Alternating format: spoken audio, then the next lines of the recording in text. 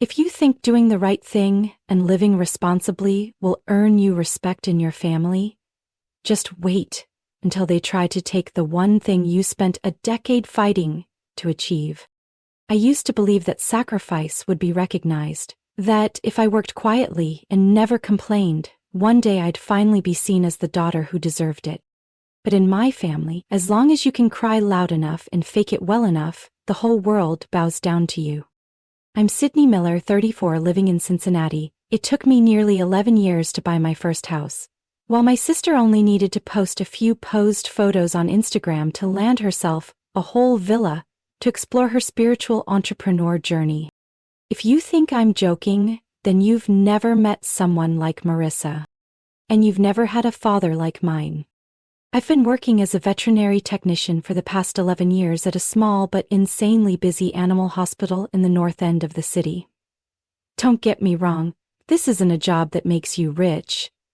I earn around $52,000 0 cents a year, enough to get by, enough to care for the 2 stray cats I rescued last winter. But to buy a house? That took a miracle. Since I was 23, I lived in a cramped apartment with 3 roommates, sharing old mismatched appliances, boiling instant noodles every week because 14 meals cost less than $10. I drove a 2004 Subaru that made noises like the axle might snap every time it went uphill, and every repair meant a day off work waiting in a greasy garage. And Marissa? Marissa is the textbook definition of a spoiled princess. She's 2 years older than me, 36 now, with 2 kids from 2 different relationships, has never kept a job longer than 6 months, yet somehow always has designer bags and the newest iPhone. She calls herself a spiritually aligned content creator, whatever that means. All I know is every time she goes live yelling, "Embrace your divine feminine self," my mom wires her thousands to help maintain positive energy.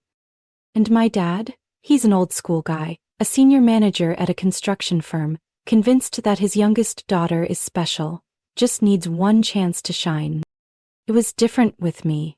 When I asked for help paying college tuition, he said, "Sydney, you need to stand on your own 2 feet. The world doesn't cut anyone slack." And I did stand on my own. I worked 2 jobs all through college. One was the night shift at a fast food joint, the other a part-time assistant at the vet clinic where I now work full-time. I never went on a summer break, never threw a big birthday party, and never bought anything that wasn't on sale. I spent nearly 11 years scraping together every spare penny to make a down payment on a tiny house, an old 3-bedroom in a quiet suburb. The place needed work, from a leaking roof to cracked plumbing, but it was mine, titled in my name. No one could take it away from me. At least, that's what I used to think. The day I got the keys, I sat alone in the empty living room, watching the late sunlight filter through dusty windows, and I cried. Not from exhaustion, but because for the first time in my life, I felt proud. It wasn't thanks to my parents, not a boyfriend, definitely not some social media trick. It was me. Only me.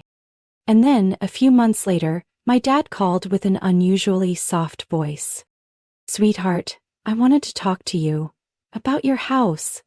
About Marissa and the kids. They really need a place to stay." I didn't know then that this phone call would be the beginning of a nightmare I couldn't have imagined.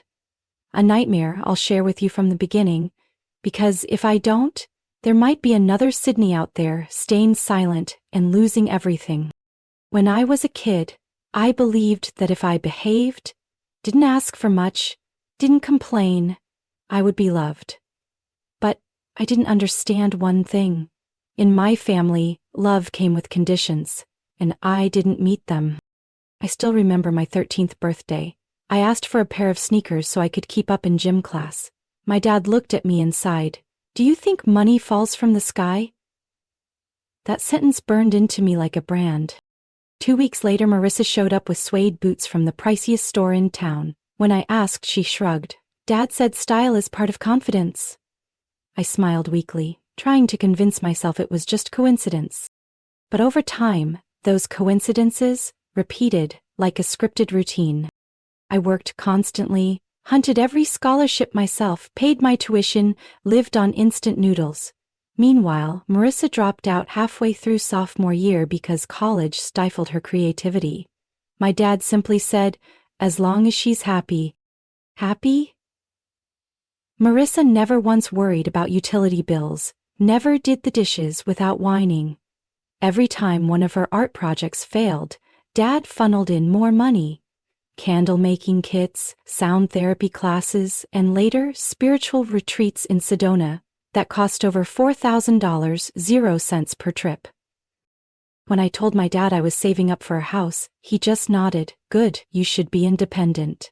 But when Marissa cried over the phone, he instantly wired her cash to rebalance her energy. I remember the day she posted a story.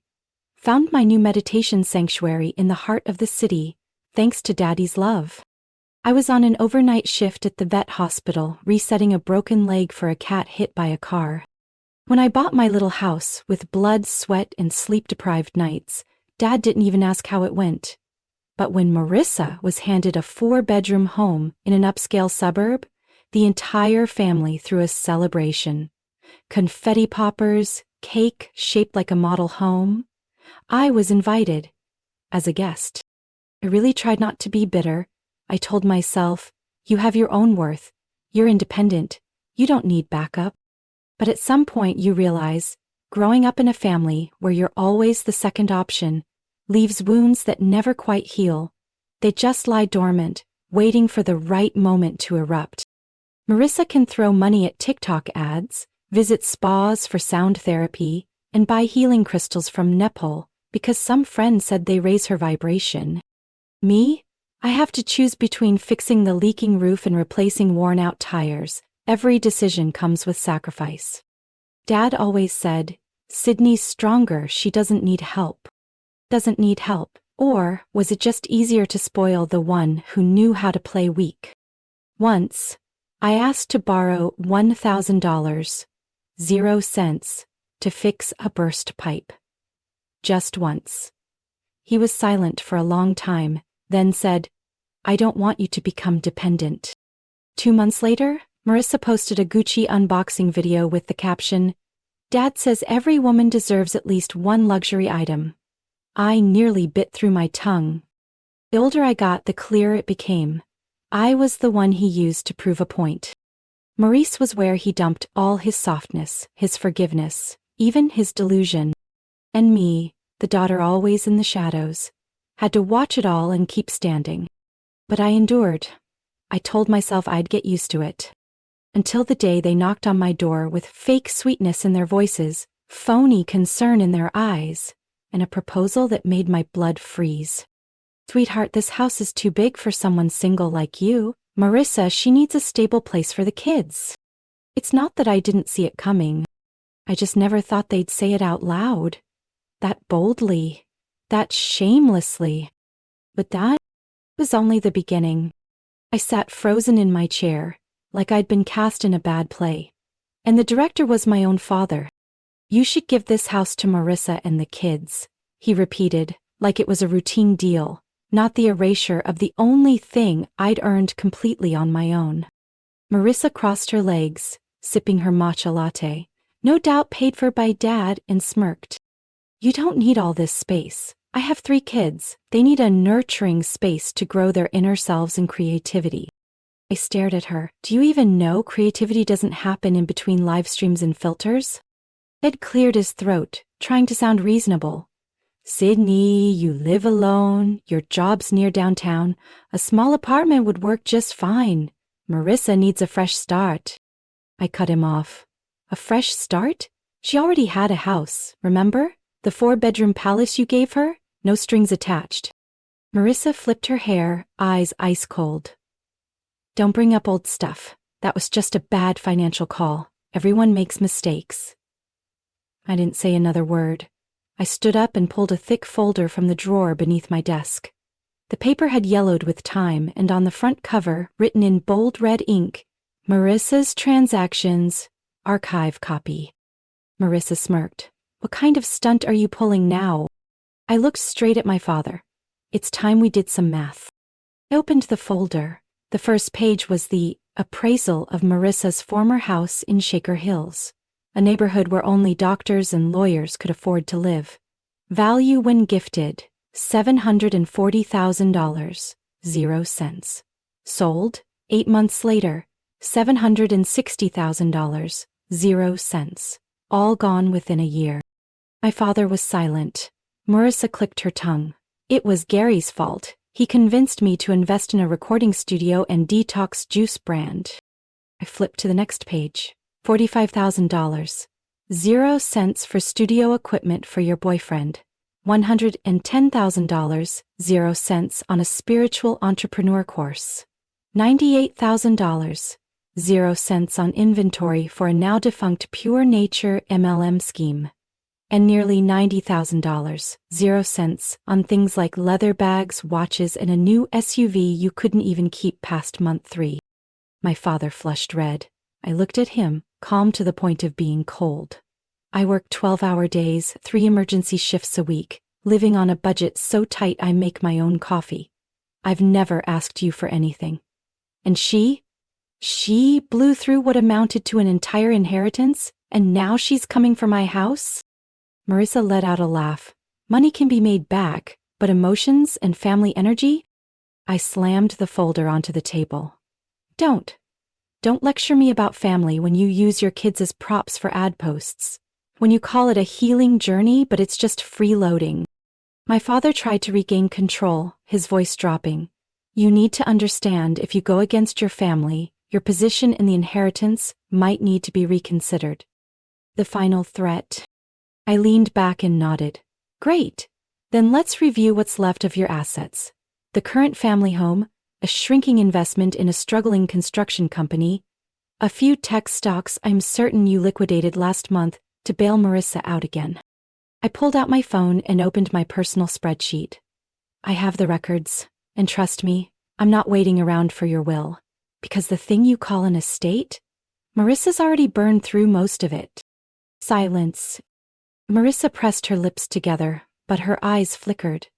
I knew she finally saw it clearly. I wasn't the obedient Sydney anymore. I was the only one in this family with documentation, a plan, and the clarity to stand my ground. I stood up and pointed to the door. This house is in my name. If either of you ever steps in here again with another ridiculous request, I'll send this entire folder to a lawyer, along with every post, receipt, and transaction I've quietly archived for the past 8 years. Believe me, neither of you is clean enough to survive that. Marissa started to rise, ready to argue, but my father grabbed her shoulder and pulled her back. They knew I wasn't bluffing. I walked them to the door without another word. As I closed it behind them, my hands trembled slightly, but my eyes were steady, firm. That day, I didn't just defend a house. I defended my entire life with the truth. That Friday started like any other shift: an overheated bulldog, a cat with something lodged in its throat, and a rabbit someone accidentally fed chocolate. I'd just finished the 3rd procedure when my phone buzzed non-stop in the pocket of my lab coat. Messages flashed on the screen. Sydney, something's going on. There's a moving truck in front of your house. Karen, your sister and dad are moving stuff into your place. Are you okay? A chill ran down my spine. I asked to leave my shift, rushed to the parking lot. My heart pounded. I didn't want to believe what I'd just read, but my gut knew. Marissa was at it again. And my father, as always, was enabling her. The drive home felt endless. As I turned the corner onto my street, the scene before me made me want to slam the brakes mid-road. A U-Haul sat parked right in front of my driveway. Marissa, in a cropped t-shirt, phone in hand, was live-streaming while directing 3 movers like a deranged film director. My father stood next to a locksmith, who was busy removing my lock. I screeched to a stop, jumped out without even closing the car door. Marissa spotted me and snapped, "Wow, you're early. I was gonna do a new home reveal for my followers, but I didn't have time to set the lighting." I didn't speak. I looked straight at my dad. "You hired someone to change the locks on my house?" He pretended to study the boxes. You've disappointed me, Sydney. You should have supported your sister. She needs a place. You're being stubborn for no reason. Place to stay? I snapped. She lives rent-free at your house. This is my house. It's under my name. Did you forget? Marissa turned her phone toward me, totally unfazed. Oh, such drama. This is what happens when people take family too seriously. Anyway, follow me to see how I turn this crusty old house into a healing sanctuary. I marched to the locksmith. Did you verify ownership before touching that lock? He froze, looking around nervously. They said it was family property. I pulled out my phone, opened the real estate management app and shoved it in his face. My name. Legal paperwork. This isn't some shared family asset. It's 11 years of my work. If you keep going, I'll sue. The locksmith paled and started packing up immediately. The movers paused, confused, caught in what had clearly become a farce. Marissa walked over, leaning in just enough for only me to hear. You're really going to call the cops? You think they'll side with you? A single cat lady? Or a single mom with 3 kids needing a home? I smirked.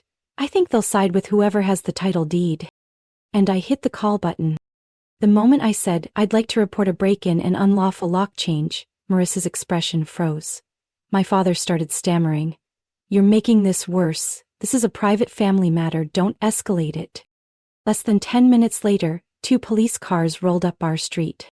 Marissa flipped into full America's Sweetheart victim mode. She ran up to them, wailing. Officers, thank God you're here. My sister, is trying to throw me and my children out of our ancestral home. The first officer replied coldly. Ma'am, can you provide documentation showing the house is in your name? I handed over the full stack. Deed, property tax, mortgage agreement. This property belongs to me. These individuals have no legal right to be here. My father pulled out a few printed sheets from his leather bag. This is a family agreement. The officer took one glance, then sighed audibly. This has no legal weight. And? Is this a color-printed PowerPoint? I nearly laughed out loud. The officer turned back. Ma'am, you don't have a legal claim here. If you don't leave, we will have to act accordingly. Marissa began screaming, mascara streaking down her face, clearly not waterproof. You don't understand. I've already saged the energy here. I have a personal brand launch scheduled. My live stream calendar is set. And I already registered legal ownership of this house, I cut in. I turned to my father one last time, voice low. I warned you. One more move like this and the illegal financial records go straight to my lawyer. The silence that followed landed like a slap. The officers began directing the removal of Marissa's belongings. Designer bags, a garish pink sofa, a glitter-lettered vision board labeled Marissa's Manifested Mansion were all dragged out to the front lawn. As for me, I stood by the door, arms crossed, exhaling slowly. Not because I was tired, but because I knew this was only the opening act of the war. I thought once the police dragged Marissa's ridiculous junk out of my house, it would all be over. I was wrong. The only thing that ended that day was the hypocritical mask they had worn for over a decade. 3 days later, I got a call from Detective Andrews at the Cincinnati Police Department. His voice was low and calm, like reading a verdict. We've reviewed the testimonies and documents related to the break-in at your residence. We need you to come in and provide some additional information. I'd been ready for this. I brought printed records, copies of social media posts, and transfer histories from my father's bank account to Marissa's so-called business ventures. I even included a simple breakdown I made myself, listing the total amount given to her over the past 8 years. More than $650,000, 0 cents. Not including assets. Do you have evidence that your father knew these funds were being misused? Andrews asked, eyes fixed on the files. I nodded, pushing forward a printed email from my father. Go ahead with that alkaline water project. Even if it fails, just say it was a market downturn.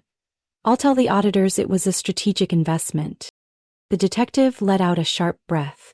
You realize this is proof of financial fraud, right? I do, I answered without blinking. And I also know he withdrew most of those funds from his company under a fake creative consulting firm with Marissa listed as director. When I walked out of the precinct, part of me wanted to cry, not from grief, but from the sense that justice was finally beginning to move. A week later, I heard my father had been suspended from work pending investigation for embezzlement. His so-called executive buddies stopped returning his calls. Rumor was, the office conducted an internal audit and uncovered a stack of fake invoices, all tied to Marissa Consulting Group, LLC. Marissa, of course, didn't stay quiet. She posted a story over 100 lines long, sobbing about being a victim of jealousy, betrayed by my own sister, and targeted by dark forces trying to extinguish my spiritual light. Included was a video of her meditating next to a sink, crying in the middle of a nail salon. Me? I just kept doing my job. Scooping cat litter, giving vaccines to puppies, answering frantic calls from pet owners whose cats wouldn't eat. Then came a blow no one expected. Lucas, the father of Marissa's youngest child. He suddenly filed for custody of all 3 kids, backed by screenshots of Marissa's Instagram, clips showing her kids playing next to a lit stove, and a live stream where Ruby fell off a chair while her mom was too busy reading comments. The judge needed only half a morning to issue a temporary ruling. The children will be placed in the custody of Lucas, who is now married to a child psychologist and provides a more stable environment. Marissa screamed in court. No, you don't understand. I'm a high-vibration mother. No one can separate me from my children. The judge simply struck the gavel. Hearing adjourned. We will continue to investigate the exploitation of minors in online advertising. I stood at the back of the courtroom, silent. For the first time in years, I saw my nieces and nephew freed from the camera lenses and preschool-age makeup. A few days later, I received a letter from Florida, where Marissa had fled to live with our mother. Inside was a sheet stained with lipstick and fake tears. Handwritten. Sydney, I know you hate me, but think about family. I have no one else. Please help me pay for a lawyer. I promise I'll change. I can promote your vet clinic on my Instagram. I still have nearly 40,000 followers. I stuck a bright red post-it to the letter. Then I mailed it back. I heard she posted a story hinting at being ruthlessly cut off by her sister. But what really made me laugh was the ending. Coming soon, a film project based on Marissa's life journey, from pain to light. Sure, just another round of attention-seeking and desperation. But I no longer cared. I now live in my own house, tending to a backyard garden of lavender and rosemary. My new home office is complete. No trace left of that glitter-covered vision board, labeled Marissa's Empire. Around the neighborhood, people still whisper. House number 46 now has the best security system on the block. And me, I just smile. Because justice doesn't have to be loud. It only needs someone who's no longer afraid. It's been almost a year since they tried to steal my house with a new lock and a few lies printed on PowerPoint slides. That was more than enough time for me to look back without trembling and to realize I don't need to fight for recognition from a family that never saw me as normal, let alone valuable. My house is peaceful in a way I never dared to dream. No more waking up to Marissa's Instagram blowing up with healing messages. No more calls from my father starting with, "You have to understand your sister." Now, I start my mornings slowly, brewing coffee, opening the window to a garden filled with morning sun and the scent of herbs. The stray cats I once rescued still come around, as if they know this place is safe. The old office, once a battlefield of paperwork, evidence, and tears, is now a small creative space. I paint when I have time, sell a few prints online, not for money, just because I want to do something that isn't tied to obligation. I no longer care where Marissa is. Last I heard, she lost nearly 80% of her followers after the arrest due to lack of authenticity. She still posts, still live streams, but no one listens anymore. The kids, thanks to Lucas and his new wife, are now in public school, playing at the park, and, for the first time, living like real children. As for my father, after being sued by his company, he sold the family home to pay his debts. I haven't seen him since the day he left the courtroom, eyes pale, pride crumbled like a sandcastle in a storm. Have I forgiven them? No. But I no longer need to be angry. Forgiveness isn't a gift I hand out, it's the freedom I reclaimed. One autumn afternoon, I received an anonymous package. Inside was a small wooden picture frame. The photo was of me, at 8 years old, standing in front of an animal rescue center. I was hugging a soaked puppy, smiling wide.